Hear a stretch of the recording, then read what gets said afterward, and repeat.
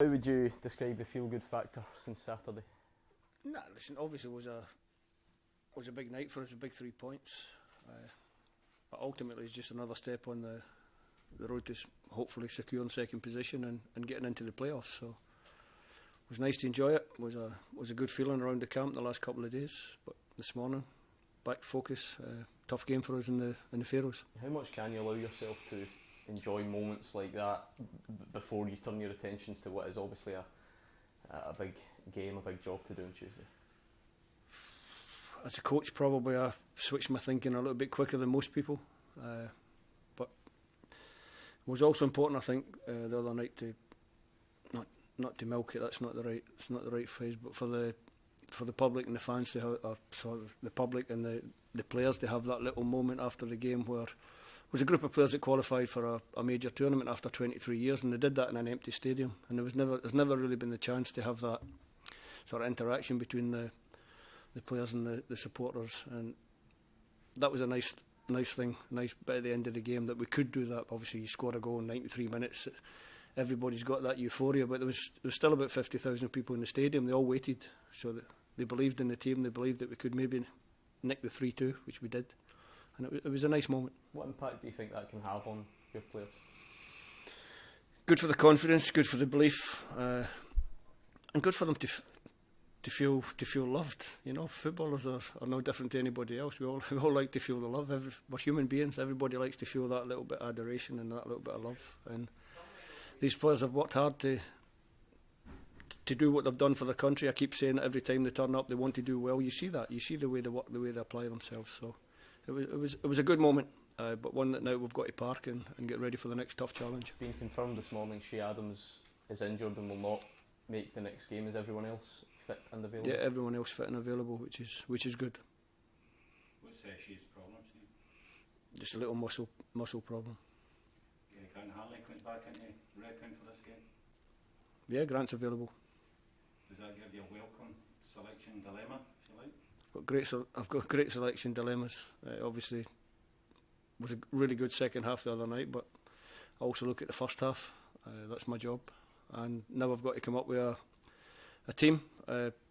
2-day recovery and then another game was a big effort, a big shift in the second half. So I have to get the balance right between the players that played the other night and freshening the team enough to give us that little bit of fresh impetus going into the second game. How tricky a game could this be against the Faroes? Because they've got form against us in the past. Well, the past form won't count for anything. The atmosphere and what we're going to face over there will be different to what a lot of these players have faced before. But the historic results don't matter. But what matters is that the Faroes now are improving all the time, much improved, qualified out of their section in the Nations League, can win games, well organised, difficult. We saw that at Hampden. The 4-0 scoreline at Hampden was a scoreline that had a little bit of gloss on it for us. It wasn't a 4-0 game. It was a tight game for a long time, and it was only towards the end that we started to get away from them. So we go there, we expect a difficult game. Do you feel the belief growing, Stevie, in a cumulative way when you have 3 wins on the bounce like this? It's always nice to have a good run of wins. It's always nice to have a good unbeaten run. We want to extend that in the Faroes. The confidence should be high, but we always have to be mindful that football's a game that can kick you where it hurts, and you're never too far away for the next crisis or the next problem. So we have to make sure that we just go there, do our job, professional, and get the result that we need. Do you feel as if you have to say to the players, right, it's back to business, or do they get that? Nah, they're on it already. I've got little spies around the camp and people walking around listening to players' conversations, and as you're walking past them, you know I've heard them already talking about the trip to the Faroes, the sort of more senior ones that recognise the pitfalls and the dangers in these games, telling the young ones what it's going to be like over there, how difficult it's going to be, and everyone around the camp just trying to get the mood right. And the fact that this is 3 points like the other night was 3 points. It's just another step.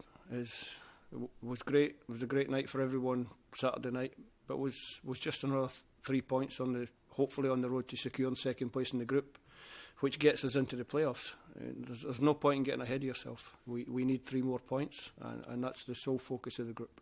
Steve, going back to Saturday night, of course, coming twice from behind, feel that's the biggest strength in this group of players? No, I think their quality is quite good as well. I think their ability to take on board tactical information and their ability to turn around matches that they have to turn around. I mentioned it and I'll mention it again because people keep saying we can't score goals. On a night when we had to score 3 goals, we scored 3 goals. So we can do what we have to do to win games. Have you had a conversation with Lyndon and the squad about who'll be on the next penalty? Are you keeping that close to your chest? I think you guys get more hung up on the kind of decisions than we do. Talk about that, the love the players got and the confidence when games are so tight together. Can that really add something going into the Faroes game? Yeah, I hope so. I'm not sure what kind of support we're taking to the Faroes, but no matter if it's 10 or 100 or 1,000, they'll be noisy enough, they'll be behind the team. And like I said before, it's nice for this current group of youngsters who are watching the team, growing up with the team. They haven't had this kind of connection with a Scotland squad, so it's nice that we've got that.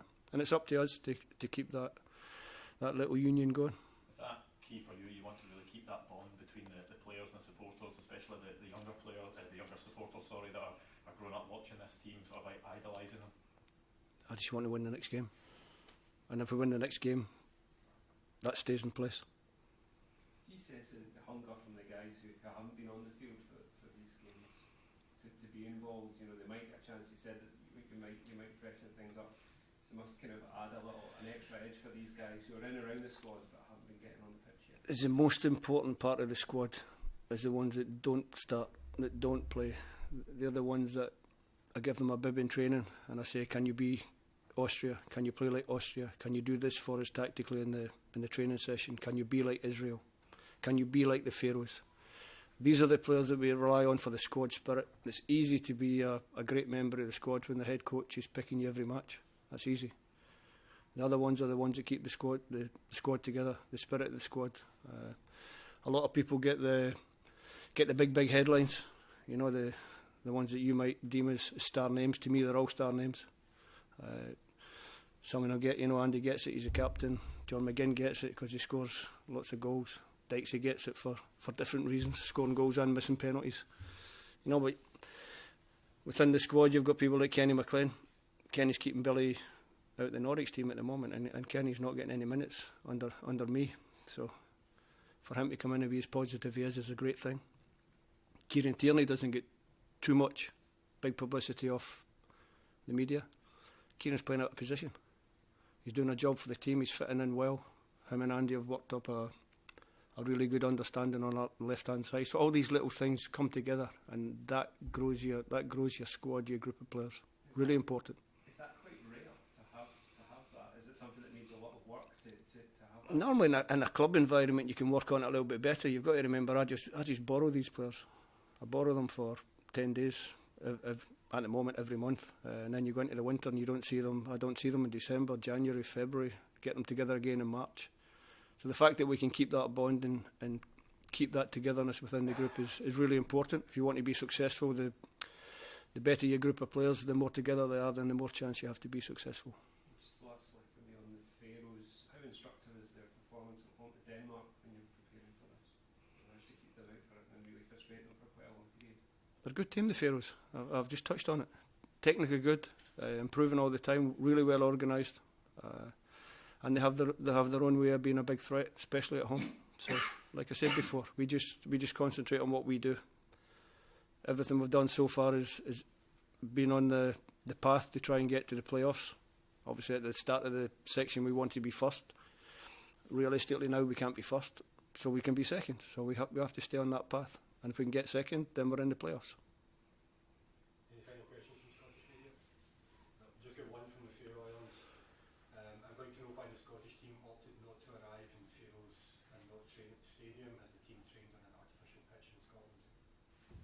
The process of how we get to the opposition country hasn't changed. After I came in, we used to travel one day early so that we could train over there on the pitch. We don't do that anymore. We trained here at the Orion facility where we have an artificial pitch and grass. Thanks, everyone. Probably.